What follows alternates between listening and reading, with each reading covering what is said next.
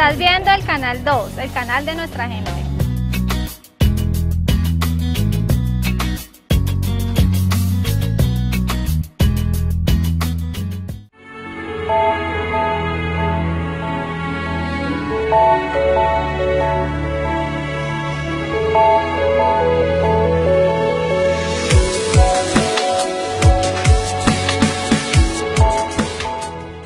Intermás, llegamos donde otros no pueden llegar.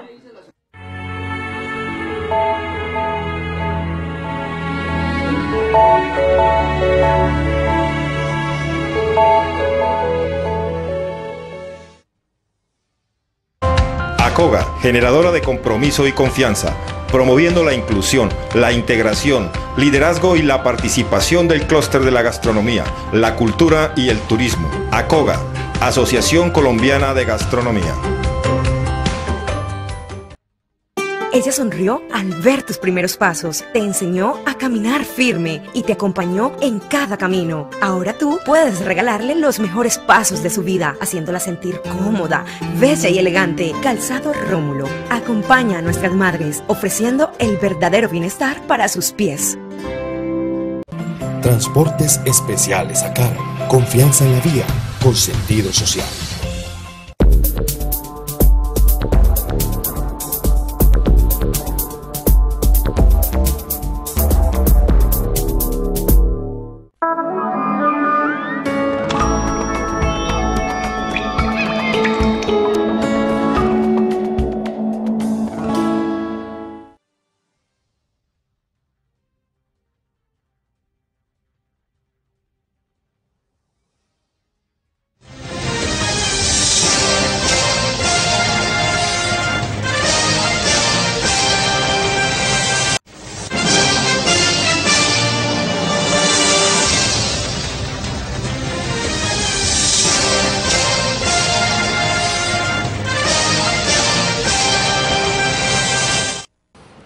Amables televidentes, los saluda José Alberto Tejada Echeverri, presentándoles el programa institucional del Canal 2 informativo Nuestra Gente. Hoy estoy acompañado en el estudio por Sigifredo Aguirre, director de programas sociales de la Corporación SECAN de Cali, y por Oscar Marino Bueno, periodista del Canal 2 y experto en periodismo digital. A ambos los saludo y les agradezco por estar en el programa. Muchas gracias por la invitación. Buenos días, Sigifredo, buenos días, director, amables televidentes, muy buenos días. Muy bien. En el día de ayer, el gremio de empresarios vallecocanos, grupo multisectorial, invitó a los senadores Luis Fernando Velasco y a Susana Correa. Luis Fernando Velasco es el presidente del Congreso actualmente y es miembro del Partido Liberal, y Susana Correa es senadora por el Centro Democrático, el partido que lidera el expresidente Álvaro Uribe.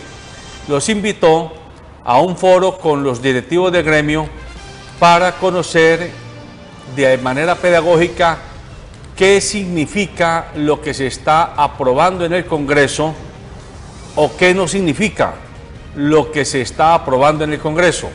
Esto porque de alguna manera para la opinión pública hay muchos vacíos y hay muchos interrogantes. Desde el Centro Democrático se está diciendo que hay un golpe de Estado constitucional, se está diciendo que se está haciendo una especie de manto de impunidad, se está planteando que a los guerrilleros se les va a dar una cantidad de gabelas sin exigirles como contraprestación, por ejemplo, que devuelvan la plata que tienen escondida, oculta, no solo en Colombia, sino fuera del país, que la utilicen para resarcir a las víctimas, que paguen penas privativas, así no sea en cárceles, pero que en todo caso se concrete un mecanismo real de sanción por los crímenes cometidos, mientras que desde el gobierno se plantea que no hay un golpe de Estado, que lo que se está es tratando de encontrar un mecanismo alternativo, un mecanismo moderno, un mecanismo contemporáneo avalado por la comunidad internacional para que sujetos a la constitución política del país y concretamente al artículo 3 de la constitución política, introducir una especie de apéndice o de anexo al articulado constitucional que permita plantear que los acuerdos que se están firmando, que se estarán firmando, quedarán siendo parte del cuerpo constitucional del país. Esto en palabras castizas significa que quedarán incorporados al ordenamiento jurídico sin posibilidad de que otro gobierno que suceda a Juan Manuel Santos vaya a desconocerlo y decir eso no vale, y entonces volvemos al punto cero. Esto es más o menos donde está el rifirrafe jurídico-político que está generando esta discusión. El Congreso de la República ya hizo el 7º debate y no queda pendiente sino un debate. Con el último debate quedará formalizada la aprobación del Congreso con respecto a la fórmula de acuerdo que se está adelantando en La Habana. La opinión pública está polarizada, eso no lo podemos negar, y el papel de nosotros, y yo invito a mis dos colegas, es de nuevo a hacer pedagogía, a tratar de, siendo siempre muy honrados con ustedes, diciéndoles claramente de qué orilla hablamos, si estamos de acuerdo con el proceso, si no estamos de acuerdo con el proceso, si estamos de acuerdo con el expresidente Uribe, si no estamos de acuerdo con el expresidente Uribe, pero haciendo no defensa de nuestras tesis, sino explicación de las tesis para que ustedes las puedan entender. Oscar Marín, usted tuvo la oportunidad de acompañarme ayer al evento que cubrió Canal 2. Usted escuchó de viva voz los planteamientos de ambos senadores y también escuchó las preguntas y los comentarios de más o menos 10 empresarios que desde diversos sectores económicos les plantearon sus inquietudes. ¿Cuál fue como el sabor que le quedó hasta el final? ¿Qué conclusión tiene Oscar Marino como ciudadano y periodista del espectáculo de 3 horas que ayer tuvimos escuchando a los dos senadores y a este grupo de empresarios? Pues mire, director, ayer uno aprendió y vio reflejada un poco Colombia en este foro que organizó el grupo multisectorial. Aprendí mucho, me causó mucho golpe ver cómo los dos congresistas, aunque cada uno defendía su punto, en realidad llevan una relación muy cordial y se conversaba muy agradable con ellos. De los empresarios, me gustó mucho la posición de la mayoría de ellos, que pues era muy ecléctica en el sentido de que reconocían el problema de reinsertar a la guerrilla, la subversión a la vida civil, en un sentido que hay muchas cosas que ellos desconocen, porque si bien estos diálogos de La Habana tienen una página web y el gobierno ha más o menos difundido, la verdad es que lo que yo vi ayer en ese foro es que la mayoría de los empresarios de aquí de Cali, del grupo multisectorial, desconocen exactamente, no sé si sea falta de voluntad de investigar o no, pero la mayoría desconocen en concreto los acuerdos o a lo que ya se ha firmado allá. Habían unos señores empresarios que tenían una posición muy interesante en el sentido de que con todas las dudas y con todos los temores es mucho mejor apostarle a la paz. Inclusive el señor que representa la Asociación de Tenderos planteaba que esa asociación de tenderos podría acoger a mucho reinsertado que viene sin ningún tipo de preparación académica, con un plan organizado del Estado. Otro señor que me impresionó mucho, es alguien que es dueño de muchas panaderías, hablaba de que inclusive había sufrido el problema de la guerrilla en su familia, pero él planteaba que era muy importante dar un paso más, que con las dudas y con todo, era muy importante pues apostarle a la paz, a pesar de que también habían unos muy radicales, ¿no? Que decían, no, yo estoy de acuerdo con Uribe, pues yo traté de preguntarle a uno, pues ¿acuerdo en qué? Me imagino que será, porque si se da al traste estos diálogos y la guerrilla vuelve al monte y vuelve a la guerrilla, lo que vuelve es otra guerra y vuelve otro problema, ¿no? Unos con su posición muy definida, me gustó mucho ver que no hay alguien ya casado con una posición. Las exposiciones que hacía la doctora Correa, pues ella viene muy disciplinada, ¿no? De hecho, ella me comentó al inicio del foro, pues yo estoy trabajando en todo el país sobre el mandato, ¿no? Me imagino el jefe del Centro Democrático Uribe y su resistencia civil, y está trabajando en todo el país. Lo que yo no le entendí en concreto, si era que querían que se acabaran los diálogos en La Habana y que fracasaran, porque cuando uno llega a eso, ella le dice a uno, no, yo no, o sea, nosotros no estamos en contra de la paz. Entonces vuelve otra vez en contra de la impunidad, que es que no queremos esto, pero algo ya definido yo no le pude entender. Lo que sí le entendí es que tiene unos argumentos, es una señora que habla coherentemente, viene de un grupo político que es cohesionado, que es muy organizado. El Centro Democrático le puede decir lo que sea, pero ellos están organizaditos a partir de lo suyo, y el doctor Luis Fernando Velasco pues también defendiendo lo suyo, ¿no? O sea, él como él es parte de la coalición de gobierno, también con unos argumentos muy interesantes defendiendo lo importante de finalizar este conflicto. Pues la senadora del Centro Democrático dice que aquí no ha habido conflicto interno nunca. Eso lo dijo varias veces durante el foro, un foro que el Canal 2 va a pasar completo más adelante, durante la próxima semana, o este fin de semana de una vez. A mí me sorprendió que en Colombia nunca ha habido conflicto interno. Entonces pues uno se preguntaba, bueno, y ese poco de muertos, entonces ¿qué es lo que pasa aquí?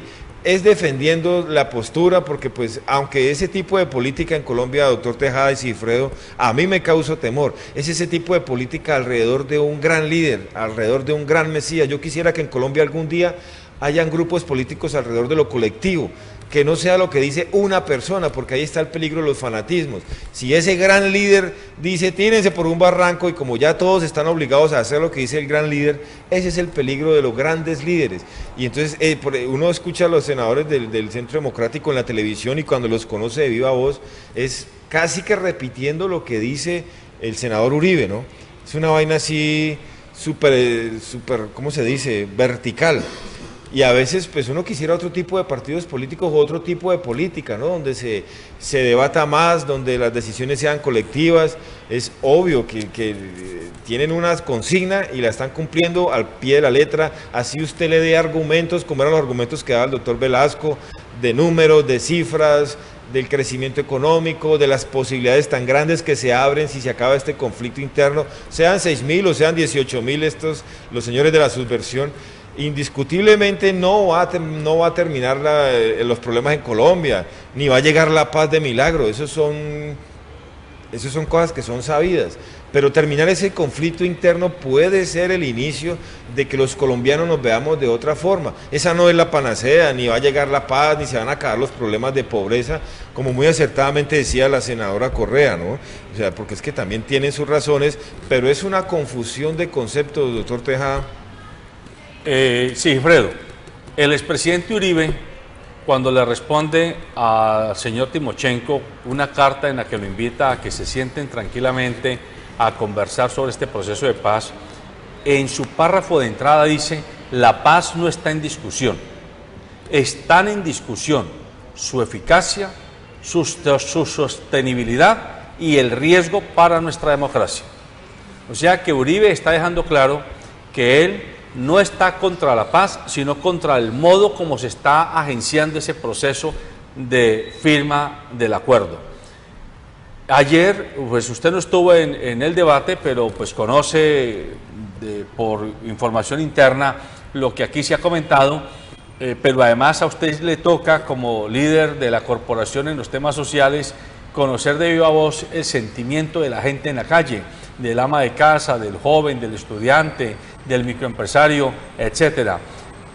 Hoy, de alguna manera, hay una especie de clima en Colombia donde desde el gobierno, como que el ambiente es: estamos a punto de coronar, estamos a punto de firmar.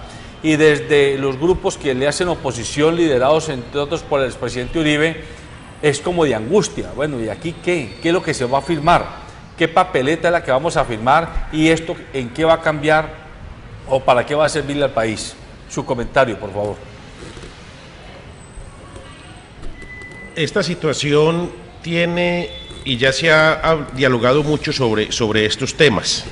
Hay varias cosas que me parece que hay que analizar, seguir analizando, porque ya de eso hemos hablado muchas veces, se han hablado en medios, en la televisión, en la prensa hablada y escrita. Y primer punto que yo quiero tocar: hay una fundamental desinformación de la comunidad sobre este proceso y una desinformación que es alimentada desde la parte que realmente yo soy concreto. Yo no creo que el presidente Uribe esté de acuerdo con la paz. Yo creo que no está de acuerdo con la paz. Pero esa situación alimenta la desinformación de los sectores. Siempre hemos sostenido que para poder pulsar la ciudad y pulsar el ambiente, uno de los canales efectivos son los señores que manejan los taxis. Y precisamente ayer, antier, no me acuerdo, en un taxi me decía el señor que maneja el carro, es que es inaudito que yo jamás podré llegar a aspirar a ganarme 1.800.000 pesos de salario y los guerrilleros van a comenzar a ganar 1.800.000 pesos. Ahí hay un primer punto de desinformación. Es que los guerrilleros no van a ir a la cárcel, les van a dar unas fincas para que estén tranquilos allá y hasta puedan delinquir desde allá. Es decir, esa desinformación está calando duro en la gente que no lee, que no ve la página, obviamente porque no le interesa, porque no la sabe manejar por muchas situaciones. Entonces, frente a ese tipo de cosas y el esfuerzo grande que está haciendo un sector importante, mayoritario de este país, buscando soluciones, buscando llegar a un desarme para comenzar un verdadero proceso de paz, para trabajar un posconflicto y que este país viva mejor. En esa situación que se está empeñando y que no hay modelos referentes, pero no hay un modelo a la colombiana, y es lo que se está tratando de construir en Colombia, hacerlo a la colombiana, y eso ha costado la Mesa de La Habana, los diferentes foros, los diferentes encuentros que hay para ir encontrando caminos, para los que queremos la paz. Pero los que no quieren la paz, y yo abiertamente lo digo desde el Centro Democrático, y creo que no es el Centro Democrático como tal, es su cabeza. La cabeza, como decía Oscar Merino ahora, la que tiene un discurso bien intronizado para que se haga en todo el país, como lo hace la doctora Susana y lo hacen los otros miembros del Centro Democrático. Entonces es muy fácil desde esta orilla criticar, porque criticar es muy fácil. Echar mentiras es muy fácil para poder desmoronar, pero construir es muy difícil. Cuando yo levanto una casa me demoro meses, quizás años, pero si le meto un pedacito de dinamita la tumbo en 5 segundos.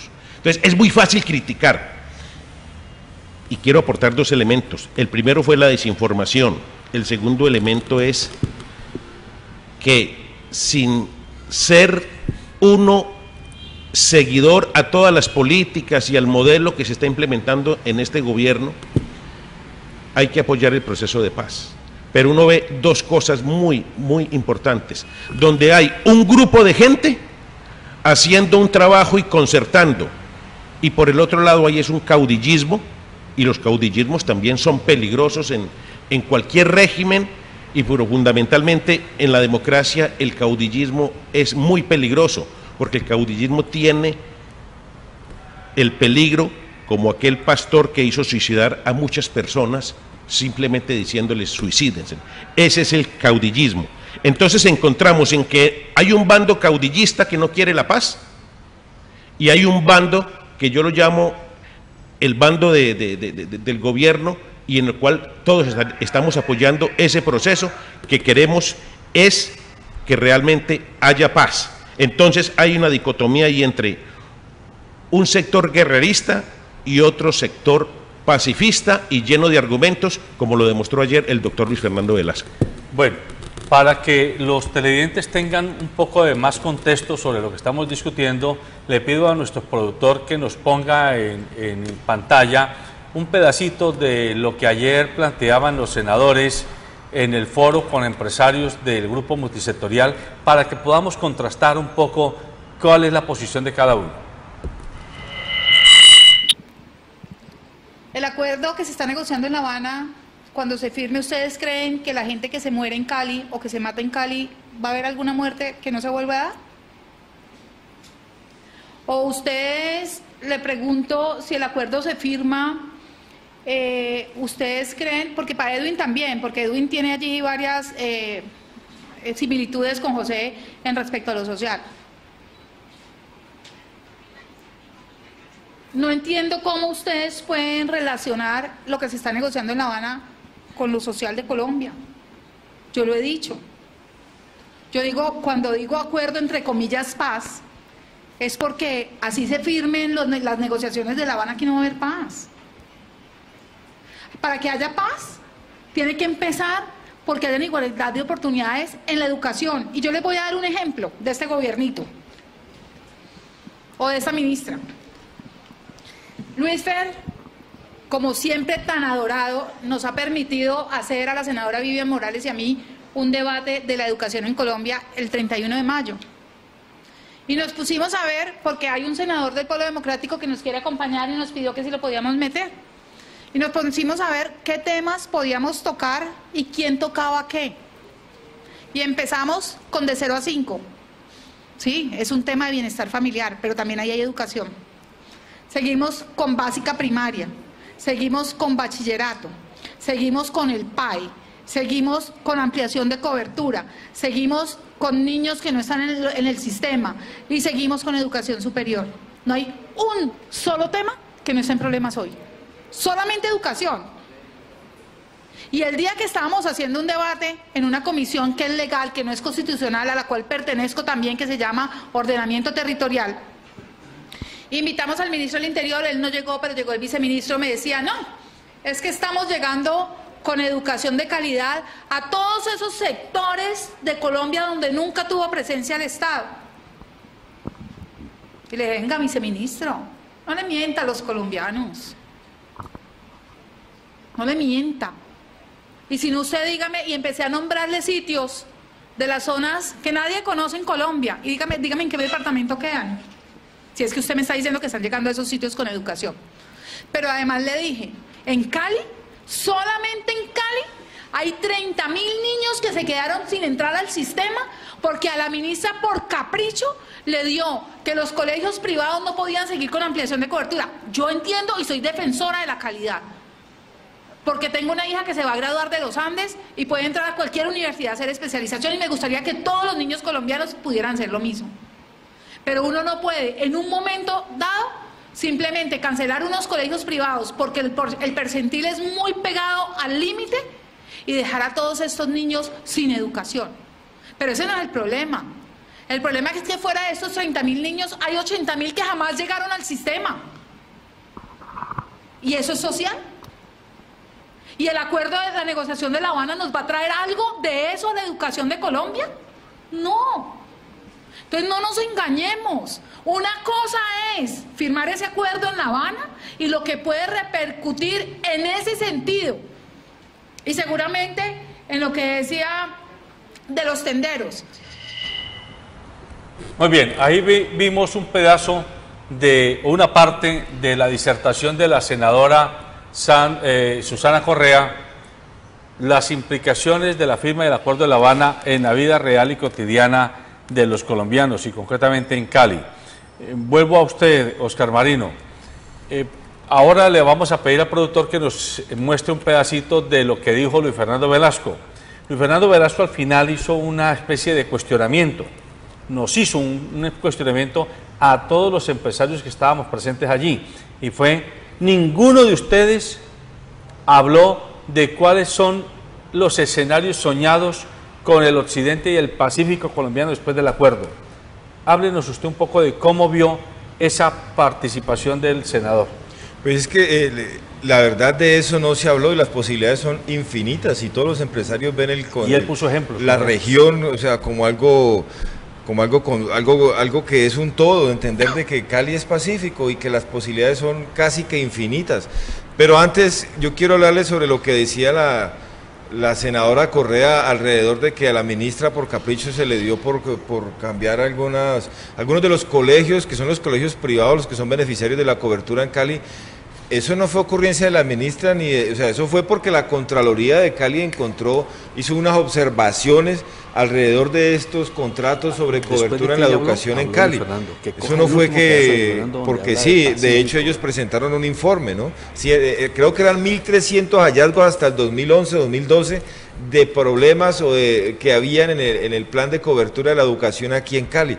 Entonces, es que también cuando uno le hablan pues con la convicción, porque la doctora Susana Correa habla con convicción y habla muy bien, pero eso no es así tampoco. El problema de la educación no es que haya sido antojo ni del actual alcalde ni de la ministra. Aquí tan han habido problemas en la cobertura de la educación que un secretario de la educación y un alcalde que estuvo transitorio encargado, está investigado y 2 de ellos condenados por la Procuraduría por problemas en la cobertura. De hecho, en una alcaldía hubo un gran escándalo con estos contratos de la cobertura. Eso es algo que es conocido en Cali, es algo que pues quienes conocemos los mentideros políticos en Cali, eso se conversa, eso se habla y es muy conocido. Sobre Luis Fernando Velasco y La Paz, lo que pasa es que la opinión que daba la senadora Correa era muy sesgada y hacia un ladito nomás. Como yo vi, y además lo vi muy bien ubicado al doctor Velasco, alrededor de La Paz y los cuestionamientos que él le hacía a los empresarios, ¿por qué más bien no lo ven como una oportunidad? Porque a ustedes les están vendiendo es como un temor. El terminar el conflicto con los señores de la FARC, porque lo que planteaba él era verlo como una oportunidad de negocios además, una oportunidad de que, además algo que es muy interesante que él comentaba para el próximo año, el crecimiento industrial y empresarial va a necesitar, todo este gremio va a necesitar, él mencionaba que 800.000 obreros de mano de obra, ¿no?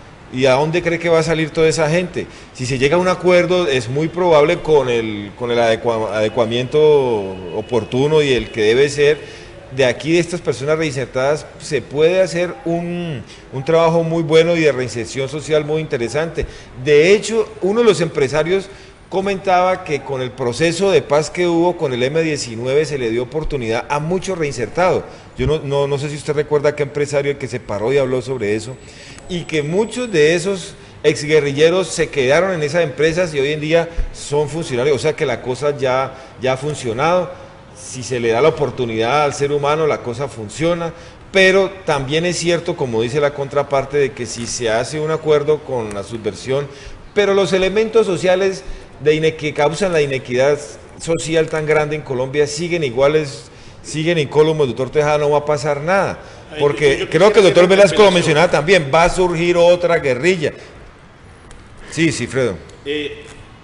Yo pienso que el estilo para estas discusiones y el estilo para estos foros y el estilo nuevamente del doctor Uribe, que le ha intronizado, que lo ha metido en la cabeza de sus colaboradores, es ese. Mire, se está hablando en este momento, venimos a hablar del proceso de paz, de si lo blindamos, si no se blinda, si se va a ganar plata el guerrillero o no se va a ganar plata el guerrillero que se entre al proceso, y terminamos hablando de la educación, y entonces claro, es muy fácil ahora decir, aquí a la vuelta aquí del Canal 2 hay unos huecos, y eso es culpa del Estado, es decir, nos desvían siempre se lo desvía, y el doctor Uribe es un artista cuando le dicen, sus colaboradores inmediatos, sus ministros, sus secretarios, unos están en fuga, otros están en la cárcel, él termina hablando de lo bonito que son las nubes en este país. Eso está pasando aquí ahora y nos pueden desviar mucho el tema. Y quiero rematar con lo siguiente, yo he tenido experiencia y he visto y he podido participar en procesos. Hace muchos años, cuando Cali recibía 20, 27 desplazados diarios, y he visto los empresarios, y puedo nombrar 3 o 4 aquí en este momento, que han recogido a esos seres humanos, a esos muchachas, muchachos, señoras que se desmovilizaron o que huyeron del conflicto cuando fueron amenazados o desplazados, entre ellos a Rómulo Marín. Fue mucho el empleo que ese señor dio cuando el problema aquí era caótico. El sector de las confesiones dio empleo. El sector de la metalmecánica dio empleo. En este momento los empresarios deberían estar, y creo que lo están haciendo, porque son ellos los que tendrán que recoger gran parte de la población, y a mí me deja un poquito tranquilo porque en medio de todo nuestro alcalde también recogió gente que llevó para las tierras, llevó para sus empresas, gente desplazada, llevó guerrilleros que fueron en determinado momento enemigos de él y él los abrazó. Es decir, esa cultura de los empresarios de Cali ha sido, cuando salen al ruedo, se han untado. No serán todos, pero ahí hay una beta para cuando el proceso de paz llegue allá. Pero no nos podemos dejar desviar del camino, porque si no, estamos discutiendo sobre otras cosas. Muy bien.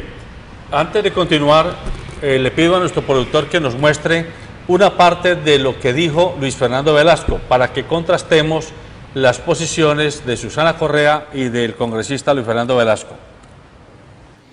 La gente no está yendo al Asia. La gente, cuando vea el headline que Colombia firmó la paz, va a dejar de pensar solo en Caribe y va a pensar en Colombia. Ese es un gran reto que tenemos nosotros. Usted se imagina, yo sueño con que nosotros podamos vender la región Eje Cafetero Pacífico. Rutas turísticas, Eje Cafetero Pacífico, una suma de agroturismo, turismo religioso, medio ambiente, alegría, salsa, ballenas, tenemos todo. Y en muy corto espacio, cuando termine la doble calzada a Popayán, de Popayán al Eje Cafetero, pasando todo el valle, pasando 3 horas y media. Piénsenlo. Pues ahí hay un reto gigantesco, gracias a Dios, no caímos en la enfermedad holandesa y nos dimos cuenta a tiempo de que no somos un país petrolero. Gracias a Dios. A mí no me asusta el déficit. A mí lo que me tenía asustado era que se estuvieran cerrando las empresas colombianas por $1 totalmente desvalorizado. A mí no me molesta ver, sé que le va a golpear a algunos, pero a mí no me molesta ver el dólar a cerca de 3.000 pesos, porque es que cuando yo veo el dólar a 3.000 pesos digo, oiga, qué posibilidades para nuestra industria.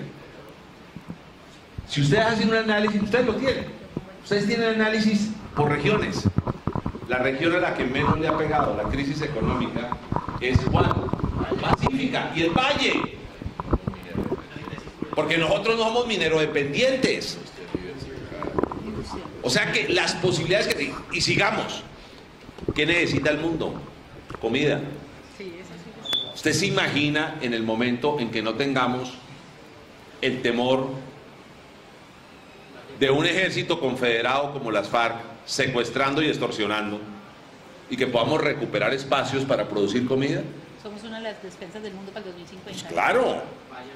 ¿Usted se imagina que no solo tengamos el Valle del Cauca, sino que metamos esa bobadita del Valle del Patía con 37 minutos más de sol y hectárea hoy que se consigue a 4 millones y 5 millones de pesos, señores empresarios? O sea, no, yo lo que veo son posibilidades, claro, problemas sí, pero yo lo que estoy viendo más son las posibilidades que tenemos. Y esas posibilidades necesitan 2 definiciones, una política y otra empresarial. ¿Cuál es la definición política? Y es el reto que tenemos que meternos. Colombia tiene que dar un gran debate sobre la descentralización. Yo me niego a que me sigan manejando el desarrollo de mi ciudad unos yuppies tecnócratas desde Bogotá. Yo me niego. Mire, voy a echarle este cuento, Susana. Y le doy un dato para su debate, que me gusta que lo hagan, el debate sobre educación. ¿Usted sabe cuánta platica le puso el Ministerio de Educación al programa de alimentación escolar este año? Muchos niños pobres de Colombia van a la escuela, es por el almuerzo. No le puso, ¿no? 0 pesos. 0 pesos. Obviamente sale más en televisión, Serpi lo paga para capacitar un grupo pequeño de estudiantes, pequeño porque cuando uno habla de 10.000 en un universo de millones es pequeño, pero eso da, es que hay algunos funcionarios que les gusta con la plata de los colombianos hacer un gran show. Hagan bien el debate, háganlo, ese debate hay que hacerlo, Porque este gobierno ha cometido errores muy graves y no hay que esconderlos. ¿Ha cometido acierto? ¿Ha tenido acierto? Sí. ¿Ha cometido errores? Claro que sí. Y no hay que esconderlos. Pero mire, las posibilidades que nosotros tenemos, si logramos descentralizar,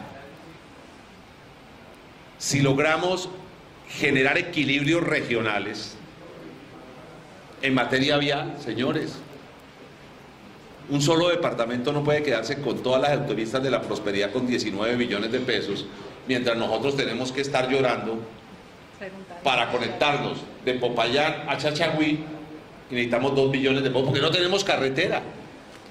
Y ese no es un tema del Cauca ni de Nariño, es de la región. Porque lo que se produzca en el valle industrialmente tiene unas posibilidades gigantescas en Ecuador. O sea, es eso, es vernos como región. Entonces, primero, el debate, y el segundo, necesitamos una clase empresarial que la meta toda. Y hay que ayudarle a esa clase empresarial, hay que ayudarle. ¿Cómo hay que ayudarle? Ahí teníamos pues aparte de la disertación del congresista Luis Fernando Velasco, donde muestra los escenarios posibles que generaría el proceso de negociación en lo que se llamaría la aclimatación de la paz en lo social, en lo económico, en lo industrial, en lo de infraestructura y demás. Y el reto que le pone a los empresarios para que se comprometan a mojarse en este proceso. En esta última parte del programa yo quiero pedirle a mis dos panelistas invitados que me ayuden a conversar con ustedes sobre otra arista del mismo tema, y es el papel del ejército y el componente militar que tiene, de seguridad estratégica que tiene este proceso. El comandante del ejército, el comandante general Alberto José Mejía, en una entrevista que le ha hecho La Silla Vacía, él plantea, textualmente, él está planteando: el esfuerzo principal es que el acuerdo de paz sea exitoso. Desde que yo llegué a este cargo, he establecido la máxima estratégica de que este proceso de paz no se vaya a caer por culpa del ejército. El 20 de julio vamos a cumplir un año de mostrarle al país que hemos sido los grandes protectores del proceso de paz. Ha sido dificilísimo. Con una operación mal concebida, nos podemos tirar el proceso de paz en 3 segundos. El periodista le pregunta: ¿está diciendo que ha habido un cese bilateral de facto? Y él contesta: hemos tenido una gran responsabilidad en cumplir la misión, teniendo el absoluto cuidado de no afectar el proceso de paz, de respetar los compromisos que ha adquirido nuestro gobierno. Uno de los aspectos que más preocupan a los opositores de este proceso de negociación es lo que se llama que la guerrilla, nadie le está exigiendo que entregue las armas, que ellos están diciendo que las van a dejar y que eso puede terminar siendo un saludo a la bandera. Segundo, que la guerrilla está diciendo: yo necesito no espacios de concentración, sino territorios en los que yo pueda hacer mi trabajo político con la comunidad. Y esto puede significar darle patente de corso a los exguerrilleros para que casi que se conviertan en un Estado autónomo dentro del Estado nacional. En tercer lugar, plantean personas muy informadas, y ayer mismo la senadora Susana Correa nos decía en la disertación que ella planteaba que había que tener en cuenta fenómenos como que, por ejemplo, recientemente se paró un camión aquí en la zona del sur del departamento, lleno de brazaletes del ELN. Que es una noticia muy delicada. Ese camión lleno de brazaletes del ELN en una zona que históricamente ha sido controlada por las FARC podría estar enviando un mensaje perverso, y ese mensaje de que se están cambiando de ropa para seguir haciendo la guerra, ahora ya no con el nombre de FARC, sino con el nombre de Ejército de Liberación Nacional. Situación que, de ser así, es muy grave. Pero también ella en particular insistía en el tema del narcotráfico. Todo el mundo coincide en que la producción de narcotráfico en Colombia se ha explosionado de nuevo, que el microtráfico nos tiene inundadas las ciudades y que el cultivo de coca está creciendo dramáticamente en el campo colombiano. Esto será entonces el efecto que generará este proceso de negociación. Los militares, digámoslo, como estructura institucional, están apoyando el proceso de negociación, pero es un secreto a voces que hay muchas voces disidentes, valga la redundancia, dentro del ejército y al lado del ejército, que dicen: un momento, aquí lo que se está es orquestando un manto de impunidad y nos tenemos que preparar porque lo que se viene es una cosa muy grave. ¿Qué significa eso? ¿Qué implicaciones puede tener? Pues mire, doctor, usted abarca varios temas allí cuando habla del ejército, pero yo quisiera empezar primero sobre el narcotráfico. Eso es uno de los temas que se conversó en La Habana, y antes de hablar sobre el ejército, hay un convenio sobre el narcotráfico. Lo que los señores de la FARC han dicho es que ellos no son narcotraficantes en el sentido de que no tengan nada que ver con la coca ni con esto de las drogas. Ellos lo que dicen es que en los territorios donde ellos han hecho presencia, y quien conoce Colombia sabe que en muchos lugares de Colombia el Estado jamás hizo presencia, ellos cobran un gramaje, cobran una especie de impuesto a estos señores del narcotráfico. Eso es lo que ellos dicen. Y hay un acuerdo sobre el narcotráfico, era uno de los puntos a acordar, a dialogar en la mesa de La Habana. Reitero lo que decía Sigifredo, hay cosas que no se conocen plenamente, pero que es uno de los puntos que se dialogó y que se acordó. Eso está conversado en La Habana, el problema del narcotráfico, no sabemos, falta más difusión de eso. Sobre el ejército, primero antes de hablar del ejército en concreto, el director menciona, Sigifredo, que algo que mencionaba la senadora Correa, que es sobre un hecho que es real. Encontraron un camión lleno de brazaletes del ELN en una región que tradicionalmente ha sido manejada o ha hecho presencia Catatumbo, la FARC, creo que el sexto frente. Y la teoría que ellos tienen es que lo que antes tenía la FARC, ahorita se va a llamar ELN, que ellos no van a hacer ningún acuerdo. Pues esos son especulaciones, en el sentido de que son cosas que uno no se sabe ni tiene nada sobre eso, y son cosas muy puntuales alrededor de un decomiso que hicieron las autoridades colombianas. Sobre el miedo de lo que, mire, el propio general del ejército colombiano ha dicho que ellos están con la paz. Sobre el miedo de que si se acaba este conflicto con los señores de la FARC, ¿qué va a hacer el ejército? Nosotros tenemos más de 6.100 y pico kilómetros de frontera colombiana totalmente abandonada históricamente, y que constitucionalmente esas fronteras deberían ser resguardadas por el ejército. Solamente hablemos de Panamá. Panamá es un roto por donde cualquiera entra y sale. Allá el ejército, en vez de estar atendiendo esos problemas con las BACRIM, con los paramilitares, con la subversión, si se logra acabar ese lastre que es el conflicto interno, porque pues sí es un conflicto interno, hombre, el ejército de las primeras cosas que debe ir a hacer es atender la frontera con Venezuela, por ejemplo, que es inmensa. La frontera con Brasil, eso es casi nulo. O sea, usted puede entrar y salir por allá. Colombia tiene totalmente desatendidas sus fronteras. Esa es una ocupación para un ejército constitucional, un ejército posconflicto que podría atender eso. ¿Cómo no vamos a pensar como colombianos lo que decía el presidente de Panamá, y nos toca que quedarnos callados, que la frontera con Panamá es un roto? Por allá todo mundo entra, desde chinos, cubanos, entran y salen como quieran.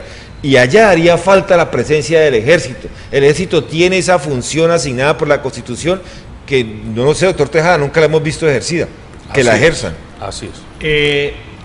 Es interesante. Yo creo que hay que, de alguna manera, hay que reconocer que oficialmente el ejército colombiano ha estado a la altura del proceso, porque, como lo leía el director ahora, el ejército colombiano en una acción de 5 segundos puede tirarse el proceso, y eso más o menos se ha sostenido.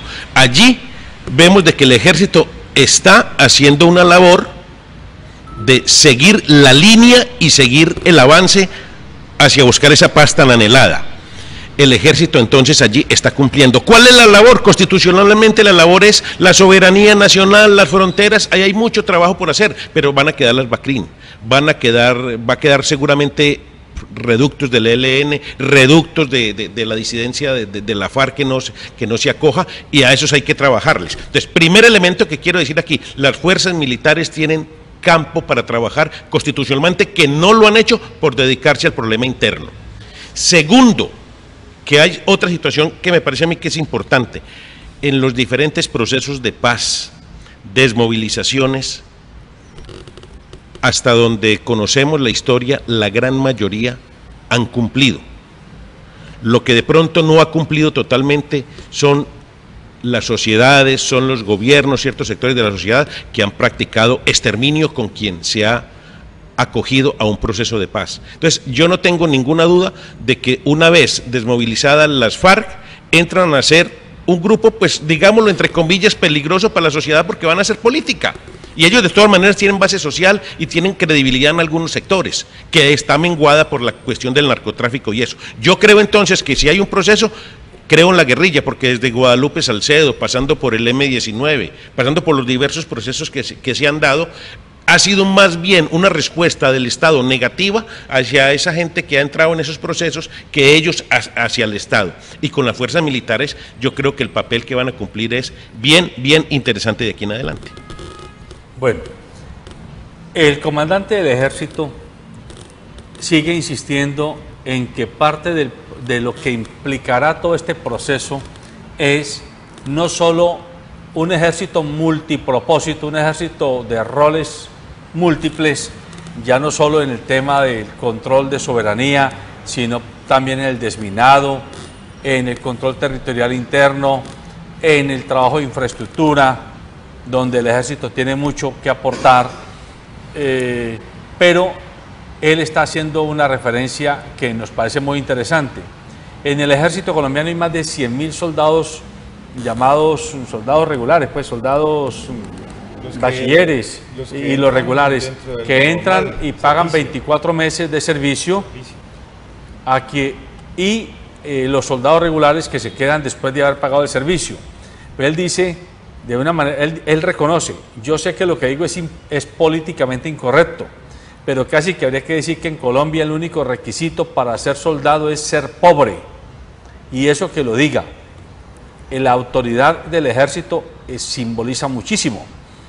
Dice él que está empeñado en romper los índices de analfabetismo con el que llegan los soldados al ejército, de romper los índices de falta de capacitación funcional, es decir, el soldado no sabe ningún oficio, no sabe ninguna destreza particular, más allá de que le enseñan por fuerza a manejar un arma y a caminar con botas. Pero allí él está hablando de que hay que ponerlos en la tarea de que aprendan otro tipo de actividad funcional. Está planteando que es necesario comenzar a equilibrar los ingresos que les pagan a los soldados para que poco a poco se vayan aproximando al salario mínimo como base.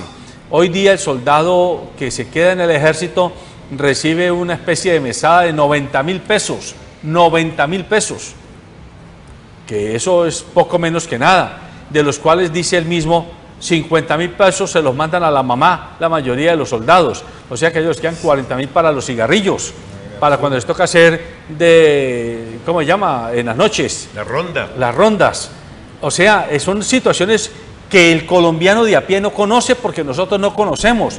El civil no tiene acceso a ese tipo de información, pero sí creemos que Alberto José Mejía está diciendo cosas muy puntillosas, pero está dando una garantía de que el ejército, primero, no se va a desmantelar, segundo, no va a dejar de cumplir sus papeles. La tarea que va a dejar de cumplir, entre comillas, es la de estar asediando en una guerra interna que se prevé que debiera parar, pero también es claro que tendrá que mantener los ojos abiertos y los oídos despiertos con el ELN, con Abacrin, con las bandas de narcotraficantes que estén en un momento determinado asediando la seguridad interna del país. Entonces, todos estos temas nos parece a nosotros que hay que ponerlos sobre la mesa para que el debate no quede únicamente entre los que están de acuerdo con la paz y los que no están de acuerdo con el proceso, porque también, y yo aquí ya lo he dicho en otras oportunidades, y siempre hago la aclaración para que el televidente que nos escucha sepa de qué orilla hablamos.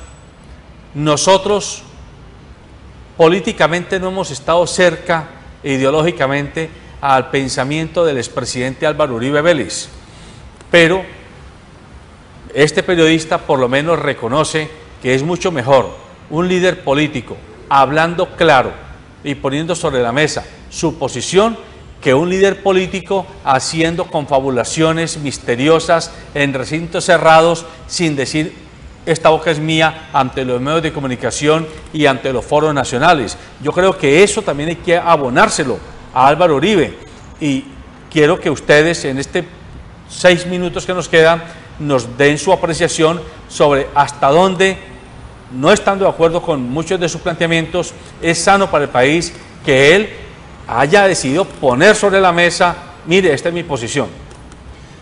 Pues lo que pasa es que primero hay que reconocer que el senador Álvaro Uribe es una persona, es una figura histórica en Colombia, y el gran aporte, creo yo, que él le hizo a esta sociedad fue definir, porque hasta antes de Álvaro Uribe aquí la indefinición y esa falta de institucionalidad y definir pan y vino estaba generando casi que una tragedia nacional, no solamente por los alcances de la guerrilla, porque la guerrilla estaba desbocada. Después del Caguán estaba bastante desbocada, se tomó Mitú, o sea, una capital entera. Pero aparte de ese, el problema social, no sé si ustedes recuerdan, aparte pues estoy aclarando el de la guerrilla, la sociedad en sí colombiana no tenía referentes de nada, la degradación social, la corrupción. Es increíble que los organismos de control en Colombia, estaba leyendo en un sitio web, que son 3.6 billones aceptados por la institucionalidad, billones, o sea, 1.000 millones de millones que se van en corrupción administrativa, y en esa época sí que era triste, porque no solamente la subversión, en las alcaldías, en la misma presidencia de esa época, que pues no es del caso hablar sobre eso, pero sí era un aporte que trajo el senador Uribe como figura política, fue definir. Y a partir de esa definición hubo grandes equívocos, hay grandes reclamos, puede ser lo que sea, pero a él sí habría que, no sé, con mucho respeto, recordarle que en su primera elección, en su primera época, él hablaba de corazón grande. No sé si ustedes recuerdan, en la primera campaña política, mano firme y corazón grande. Ahorita uno no le ve ese corazón por ningún lado, inclusive que el dirigente máximo de la subversión, Timochenko, 2 cartas le ha mandado, le ha dicho, venga, hablemos. Que eso ya es Ave María, pues, venga, hablemos. Ave María, pues, venga, hablemos. Y 2 veces, en la primera le contestó, pues, pero ¿dónde está ese corazón grande? Es una oportunidad para que el senador Uribe, hombre, piense más en Colombia que en los intereses personales, porque parece ser que la oposición grande del uribismo es por otro lado, más por Colombia. Entonces, senador Uribe, recuerde lo de corazón grande. No, yo creo que el tema es que hay que seguir en el diálogo, se consigue más dialogando que con las armas.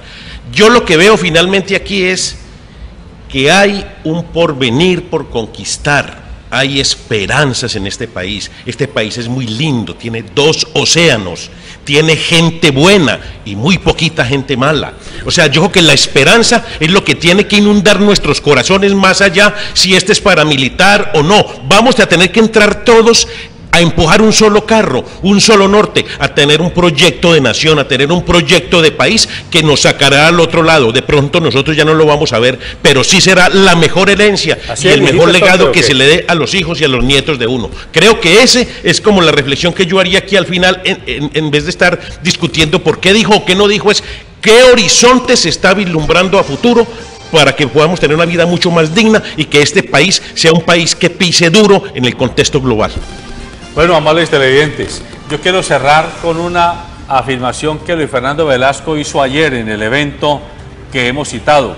Él planteaba lo siguiente, decía, el futuro turístico que tiene Colombia es inmenso, entre otras cosas porque ya la gente no quiere ir a Europa, no quiere ir a África, especialmente al norte de África, o sea, la zona de Egipto, Suecia, Túnez, ni tampoco quiere ir a Asia.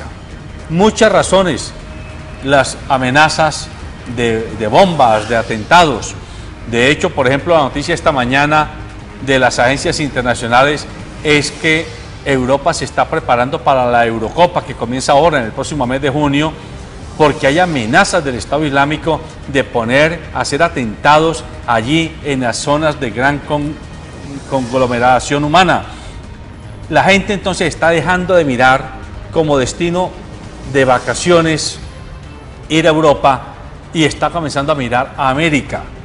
Y en América, Colombia, con una situación de arreglo negociado políticamente de este conflicto interno, puede tener muchísimas oportunidades, ya no solo para la costa Caribe, sino para la costa Pacífica y para el país interno, para los llanos orientales, para la zona cafetera, para la zona de los Santanderes, para la zona del sur andino, donde hay mucho que mostrar a cualquier turista extranjero que quiera venir a Colombia. Coincidimos en que no hay que desesperarnos, pero el llamado que queremos hacer a todos los colombianos y a las personas que nos escuchan y nos ven es mejor a Timochenko, tener a Timochenko en el Congreso, jugándosela y votando corriente, como se dice, para persuadir a colombianos que lo quieran apoyar, que no a Timochenko ordenando que haga atentados, secuestros y masacres de colombianos, la mayoría inermes. Quienes no hemos tenido la desgracia de vivir en carne propia la guerra y las secuelas de todo este desmadre que ha tenido Colombia, debemos ser muy respetuosos con el dolor de quienes sí lo han tenido y entender también que ellos, con justa razón, les cuesta mucho trabajo aceptar un escenario donde los victimarios terminen tratados como si fueran ovejas tranquilas del rebaño. Es muy complicado para quien le asesinaron a su padre o a su madre o a sus hermanos o a sus hijos, para quien le tocó pagar un poco de plata y quedar quebrado, para quien le tocó salir desalojado de sus tierras, bien sea porque es muy pobre o bien porque era una persona de clase media y le tocó dejar tirada su tierra porque lo amenazaron o porque se la tomaron. Es decir, el derecho es de todos, el derecho no es de unos, el derecho no es de los más pobres, el derecho no es de los más negros, ni de los más indios, ni de los más blancos. El derecho es de los colombianos que tenemos la posibilidad de tener un territorio común, una patria común. El llamado es a que, sin bajar la guardia, apostemos por este proceso, pero siendo muy exigentes con Juan Manuel Santos y con su gobierno. Porque es que es inentendible que se haga el esfuerzo de firmar la paz por un lado y aquí en el país al interior se permitan una cantidad de sinvergüenzadas que uno dice, ¿a qué horas? ¿Cómo puede ser uno tan incoherente de hablar de negociación para aclimatar la paz y de permitir que en el interior del país se hagan tantas bellaquerías con la gente de a pie como usted y como nosotros? Buenos días.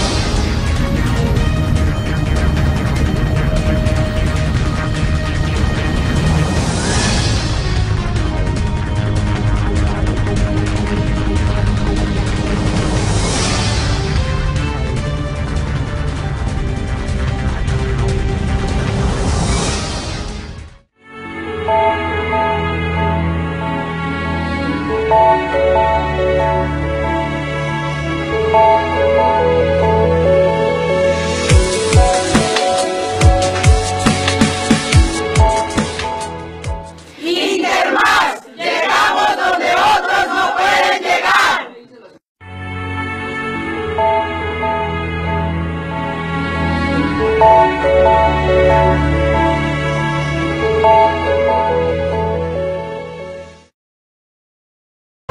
ACOGA, generadora de compromiso y confianza, promoviendo la inclusión, la integración, liderazgo y la participación del clúster de la gastronomía, la cultura y el turismo. ACOGA, Asociación Colombiana de Gastronomía.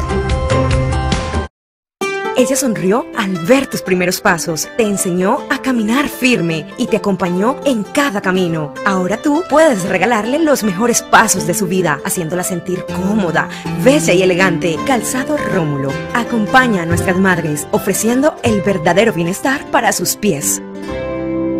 Transportes especiales a cargo. Confianza en la vía, con sentido social.